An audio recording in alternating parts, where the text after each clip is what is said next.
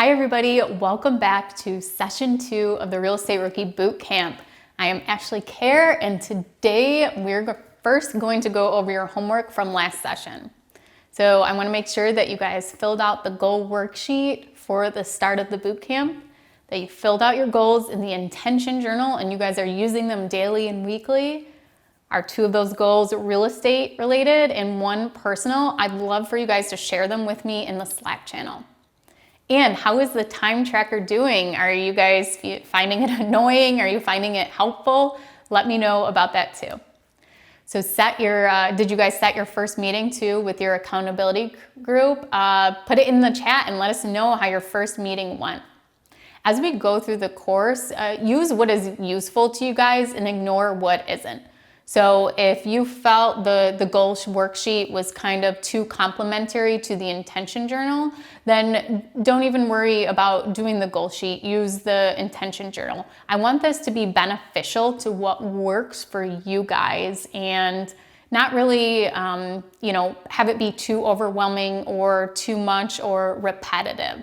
But yeah, let me know in the Slack how your homework went with your first session, and I hope you guys had a great experience with your TAs from session 1. So today, let's jump into it and we're gonna talk real estate investing strategies. What strategy are you going to start out with? I want you guys to focus on one. It is so tempting to look at a property and say, well, I was gonna do rentals, but this would be a great flip. That shiny object syndrome we talked about last time. The first strategy is super common for new investors, and this is the BRRRR strategy. And we're gonna start out talking about this. The BRRRR strategy is BRRRR. Buy, rehab, rent, refinance, repeat. This strategy is where an investor buys a fixer-upper property using short-term funds, often cash, hard money, private money, or other creative means. Then they fix up the property by rehabbing it. And then they rent out the newly renovated property and seek a long-term loan when they refinance to pay off the short-term loan. This refinance will free up the short-term capital that was used, allowing the investor to repeat the process again and again. So a great book to read is Buy, Rehab, Rent, Refinance, and Repeat by David Green, co-host of the Bigger Pockets podcast. The BRRRR strategy is great if you want to build equity, create cash flow, and create wealth. There are definitely pros and cons to this strategy, just like any other one. So let's see, for example, it is a lot easier to get into a BRRRR property, and to do the rehab, you can do it yourself. So maybe you're saving money because you're doing it. It also gives you lots of options of different properties to look at, because the BRRRR strategy can work for single family, it can work on duplexes, it can work on apartment complexes, it can even work on commercial buildings. So I want you guys to think about what is your end goal as we go through these strategies, and see which of these strategies will kind of complement the lifestyle that you want going forward. So if you want to learn more about the BRRRR strategies, there's so many Bigger Pockets resources, but let's break down an example for you guys. So if you're going out to look for a property and you're going to buy it, you can use cash that you have, and this is a huge advantage of coming with a cash offer. Maybe you have a line of credit, and we'll go over all the different types of funding too. But when you purchase this property, you're going to use short-term funds. You can definitely go and get a conventional mortgage from the bank, but then after you add that value by rehabbing the property, when you go to refinance, you are going to be paying closing costs twice. So it's best to find a way to purchase the property without having to pay those closing costs twice. So you go and purchase the property, and then you're going to rehab the property. You're going to increase the value of the property. So that can also increase the rent that you are able to charge. So let's do an example. You purchase a property for $100,000. You go and you put $20,000 into it to rehab it. And then you are ready to rent it out, and maybe before it was renting for $800 and now it's renting for $1,200. Then you go to the bank and you say, I want to refinance out of this. I want to pull my money back out. And the property appraises for $160,000. So there you go. You have added value to that property and only put $120,000 of your own money into that property, and then you can get it back. And a lot of times there's this misconception that a perfect BRRRR, to do the BRRRR, you have to get all of your money back. That is not the case. You can leave some money into the deal, and that actually can make your cash flow better coming back because you are leaving more money into the deal, and maybe you don't want to leverage yourself so much, so you're leaving more equity into the property. Or maybe it just didn't even appraise as high as you want, but you still got most of your money back, or enough money to pay back the money you initially borrowed to purchase the property.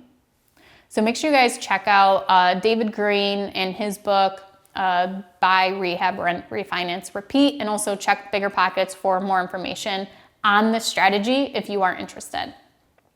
Some of the cons of this strategy is it is not very passive because you are having to line up financing, so it takes some time to find that.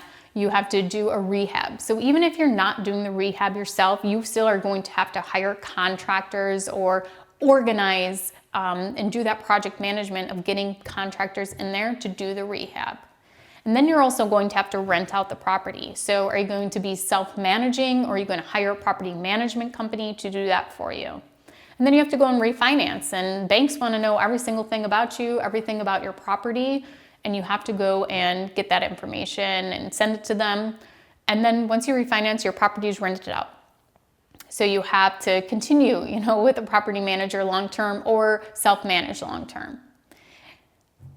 A lot of people say that the BRRRR strategy is where you can build wealth, that it's not a fast cash, quick scheme where you're getting, a whole load of money really quickly, like flipping. But it can build wealth because you are getting that cash flow at the end, and you're also getting equity in that property because every month that tenant is paying down your mortgage. You may also be getting appreciation depending on what market that property is in. So there's a lot of great ways to build wealth doing the BRRRR strategy. Next, we are going to talk about a turnkey property. A turnkey property is a fully renovated home or apartment building that an investor can purchase and immediately rent it out. So this is very enticing for a new real estate investor who is still learning, or somebody who doesn't have a lot of time to find their own BRRRR property and to spend time rehabbing it out. Turnkey properties can often be purchased with tenants in place and the property management in place. Some of the pros are there's no rehab required. It's pretty much a package deal, and it's convenient for a first-time investor or one with no time. Some of the cons are you have to be trusting, since you don't really have a lot of checks and balances if you're getting that package deal. So there's usually one company, turnkey company, and they're buying the houses or building them themselves. So they're doing the rehab or doing the building, and then they're putting the tenants in place, and they're doing the property management, and everything is done within their house. You want to make sure that you get referrals and you're finding a reputable, valuable turnkey company. You also will not get as great of a return on your investment because it is turnkey, and you really don't have to do a lot to get that return on investment. There are plenty of good and plenty of bad investment turnkey companies. Ask other investors for referrals. Don't rely on the turnkey provider to give you referrals. They will only send you people who they know will give a good recommendation. You can ask for locations of their properties, then search for the owners and contact them directly. If the turnkey company has property listings up for rent, you have the address, then you just need to find the owner. You can use free websites such as the county GIS mapping system. You can Google the person's name with the county and the address to find the owner. If you use software such as PropStream or Privy, and we'll talk about those later, you can find the owner's address. Sometimes just a simple white pages search online will give you a telephone number. Don't forget that mailing them a letter to ask for a referral is also an option too. The next shiny object we're going to talk about is fix and flip. This term is coined for properties that need a lot of rehab to make them appealing to buyers. Real estate investors will buy the property, renovate it, and resell the property for a profit. For more information on this, you guys can check out the book on flipping houses and the book on estimating rehab costs by Jay Scott. Flipping a property is a great way to build capital, just like wholesaling. It is common for investors to simultaneously flip houses and build a rental portfolio. Flipping houses become a more active investment than a turnkey property that you rent out. A great fear of many investors is getting into the rehab. I don't know anything about construction. What if there is mold in the walls? Trust me, I know there are so many scary things that can happen, but I had no experience either. Here's what I want you to do. Think of your greatest fear during a rehab. What is that? Okay, now if that happened, what would be the solution? If you could fix the issue, would you not be afraid anymore? Would you get out of your analysis paralysis? The easiest way to fix a problem is somewhat unfortunate, it's money. The second is to find a partner who knows how to be proactive but can also be reactive if necessary if there is an issue. Okay, the next one we're going to talk about is short-term rentals. So short-term rentals, think Airbnb. These are furnished, self-contained apartments that are rented for short periods of time, usually by the day or month, as opposed to annual rentals in the unfurnished apartment rental market. Commonly listed on Airbnb or VRBO websites to market these units for rent. They can also be called vacation rentals. Short-term rentals are attractive because they have the option to have high cash flow compared to longer-term rentals. The reason, though, that they create a higher cash flow is because they are more of an active business than passive. Be ready to be in the hospitality industry. I currently have one short-term rental. I'm renting an apartment in an apartment complex. My partner and I furnish the rental and we have it listed on Airbnb. This is called arbitrage, where we don't actually own the property. Make sure if you're gonna go this route, you get permission from the property owner first before you actually do this. There's also a lot of software options that have come out in recent years to help you manage a short-term rental outside of the Airbnb and VRBO apps, which has become extremely helpful to investors. One thing to watch out for is local laws and regulations and HOAs. There can be extensive fees to host a short-term rental in certain markets. In an HOA, they can also change anytime if they allow for you to rent units out or not. House hacking. I love this one for first-time investors. You are purchasing a primary residence where you rent out rooms or other units to pay for the mortgage. This leads to living in your home for free or for a low cost out of pocket. For more information on this one, you can read The House Hacking Strategy by Craig Curlap. This one is my favorite one for new investors, and I wish I would have done this. The goal is to have all of your mortgage paid for. Not having to pay for living expenses can be a huge savings, which in return can be used to invest in another property. Here's an example. I helped my sister buy her first house hack when she turned 21. My sister graduated college in May, started her first job in August, and closed on her first house in October at the age of 21. This was all made possible by house hacking. I was anxious to buy another property, and my sister's job is 2 minutes away from one of my other rentals. I love the area and is really appreciated over the years. The house was on the market for over 90 days. The issue was that both tenants were on long-term leases and had very low rents.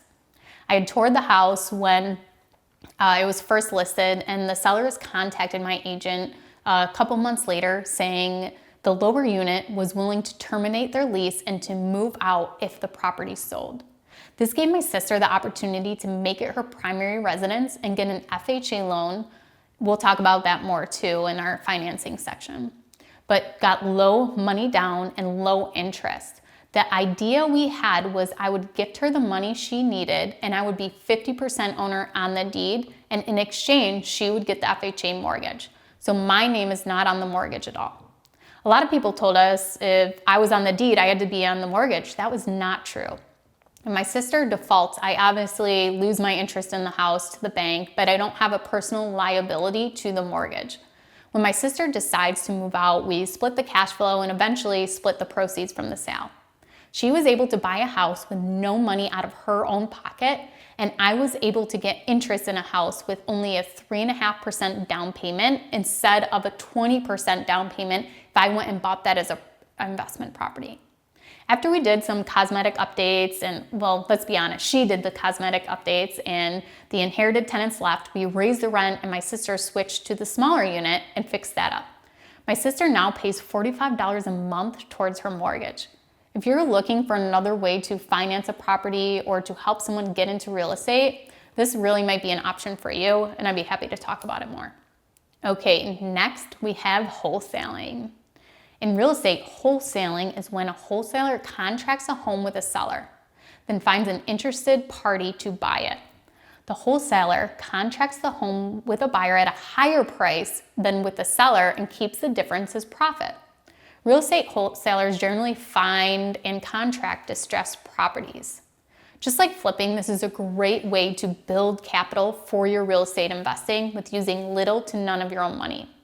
There are many ways to pay for marketing and to source deals to wholesale, but it is possible to do with no money out of pocket. Investors who don't have time or don't want to source deals, they go to wholesalers looking for these properties.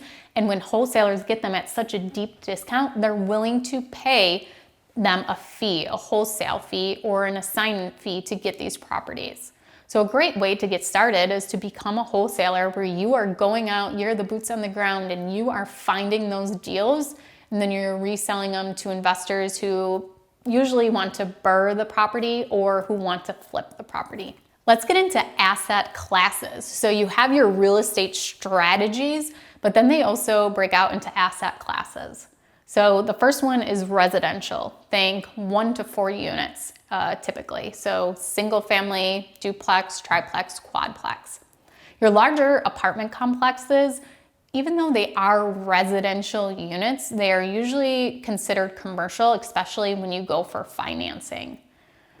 So let's break it down a little bit more. You have single family. One reason I love single family homes is because the tenant can take care of all of the utilities, the landscaping, and snow plowing, but there are no disputes between multiple tenants, and you don't have common areas because since there's one family living there, you can give them the responsibility of taking care of the whole property if that's what you choose to do in your lease.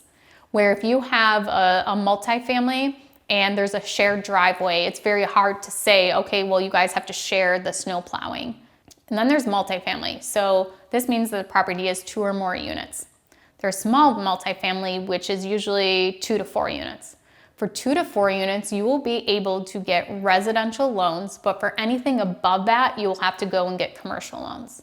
The management of multifamily and single family homes are very different, and that's mostly because of what I described before as single family, you only have one tenant, and then multifamily, you have common areas and you have tenant disputes between each other, and you have different rules to make sure that, you know, for example, cleaning up after your dog in the common areas and, you know, the grass between behind a quadplex that everybody shares.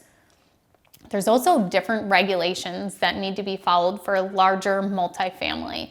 So an example of this is security deposit handling. And this does vary by state, but in some states, if you have more than 8 units on a property, then you have to hold the security deposits in an interest-bearing account. So that means their security deposits are in an account that you cannot touch and that's earning interest for you and the tenant. The next is commercial. So commercial, think retail, restaurants, all different kinds of things, large multifamily. I have one commercial building and it's actually mixed use where there's a liquor store in it and there is a clothing boutique. So commercial, think businesses. So another example besides retail is offices and industrial. And then there's mixed use, where mixed use is, it could have residential and commercial. It's very common to see commercial on the first floor, maybe big windows with storefronts, and then in the upstairs or maybe the back of the building, it's residential units with apartments. Next asset class we have is specialty. So these could be campgrounds, can be seasonal rentals, daily rentals, or a mix of both. Campgrounds can vary like multifamily complexes. Some will have amenities and some will have nothing. Then there's mobile home parks. There's also now tiny home parks, which are becoming increasingly popular. The next specialty would be self-storage. This can range from small storage units to large storage units for huge motorhomes, and even storage pads where you're just parking your RVs or campers or boats. And then you have climate controlled. My friend AJ Osborne, he once had a person build a house inside his storage unit.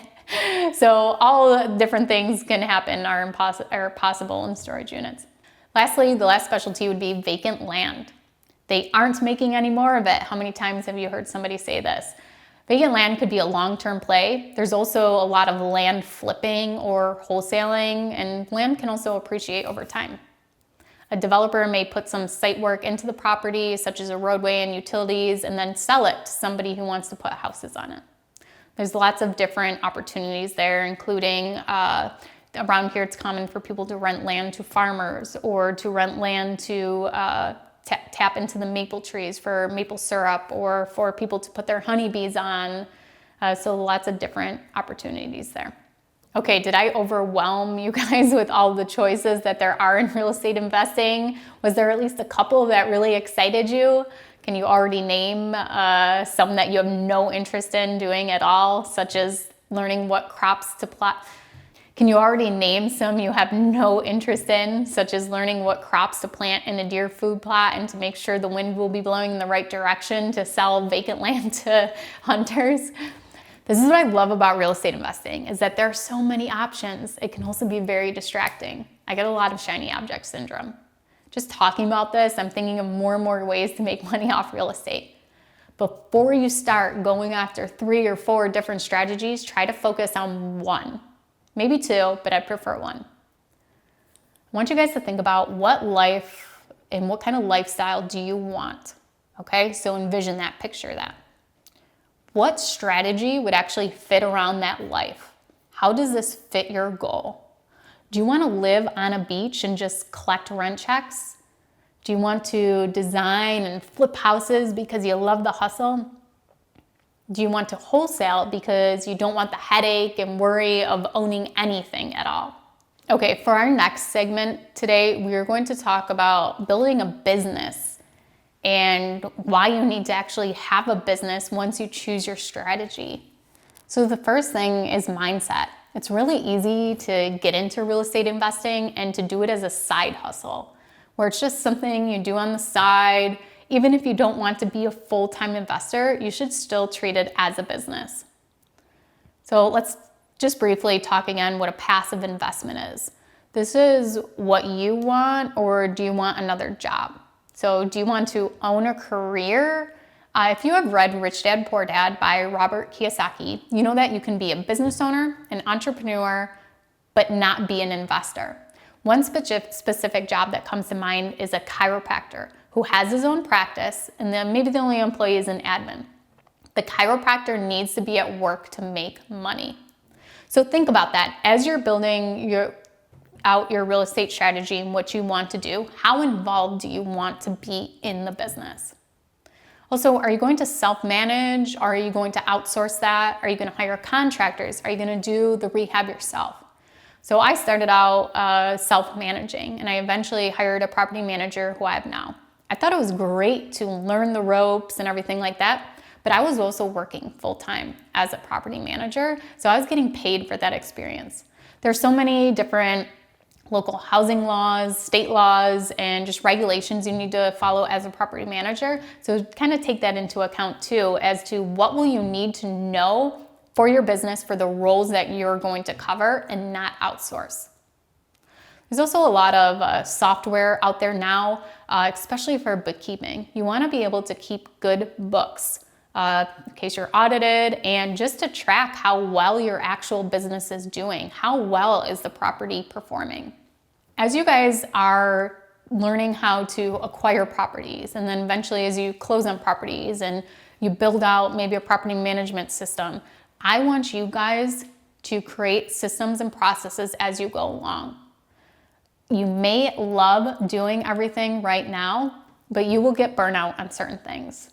So it's a great way to think about this is that you may love something now, but write down exactly what you do for that thing. Write it down in steps. So for an example for me, I used to love laying vinyl plank flooring. I don't really love that anymore. So I learned how to outsource that task. So now I have the option. I can still go and lay vinyl plank, but I don't have to. And I want you guys to kind of try to shift that mindset is that you don't have to do something in your business because you have a system in place where it could be outsourced or taken care of by somebody else. If you start working on these systems and processes now, it will be so much easier to outsource and hand them off to somebody, whether it's a new employee, a new partner, or even a virtual assistant, instead of, oh my gosh, I have 20 properties now, I'm so overwhelmed, I don't even have time to tell somebody else what to do in the business. We'll be going over team members too later on in another session. But I want to share with you accounting and bookkeeping. And these are things maybe you will have someone on your team doing these and you won't be doing your own taxes, you won't be doing your own bookkeeping. But it is important to at least understand a profit and loss statement and a balance sheet. I want you guys to know the basics of financial. So you guys will see in the Google Classroom, you'll see actual samples of these. And in your breakout sessions, you can go over them with your TAs, what they mean, what's the difference between assets and liabilities. You can also reach out to me on the Slack channel too. But I really want you guys to understand the foundations and fundamentals of owning a business and the financial side of it too. Because the point of having, property and building wealth is so that you are successful. And you have to know your numbers and be able to read your numbers to know if your property is performing well. It doesn't mean your property is performing well and you're getting a great return just because you don't have a negative balance in your bank account. So along in Google Classroom, you'll also see a checklist. This is a business binder checklist that I put together for you guys. So you can either keep it as in your hard drive, keep it as a checklist online and just put it into Google Drive, OneDrive, whatever, and add documents to it. Or you can actually print it out and put it into an actual binder and then add these things to the binder. A lot of these things you won't have until you actually purchase a property, or some might not even apply to you at all. So, just use it and you can modify it as you need, but take a look at it and this will really help you stay organized especially when you're getting financing, seeing what things you need, and you can have it all in one place. So for example, one thing on there is your personal financials. So you can put in your tax return, you can put in your personal financial statement, and then you can put in the bank account information for that property, any exit strategies you have, a copy of the purchase contract for that property. So take a look at the list and you guys will probably add some things as you go along, and as you continue to grow, you will definitely find more items to add to this list. One item might be copies of real estate tax receipts since banks will frequently ask for them. So take this list and adapt to it as you need. So for this week's homework, I want you guys to continue using the time tracker. If you think you've already grown, you've already improved, you know what your time wasters are, that's great. You can stop, but share with us what they were and what you're doing differently. Also, choose your real estate investment strategy. Which one are you going to focus on for the next 90 days? And you're really gonna learn to excel in this strategy and it's going to be your niche. And then start your business binder. Put together some of the information that's on that checklist so you have it ready when you are ready to close on a deal or purchase a property. Thank you guys so much for joining me this session. I'm Ashley Kerr, and reach out to me in the Slack channel if you need anything, and we will be back next week.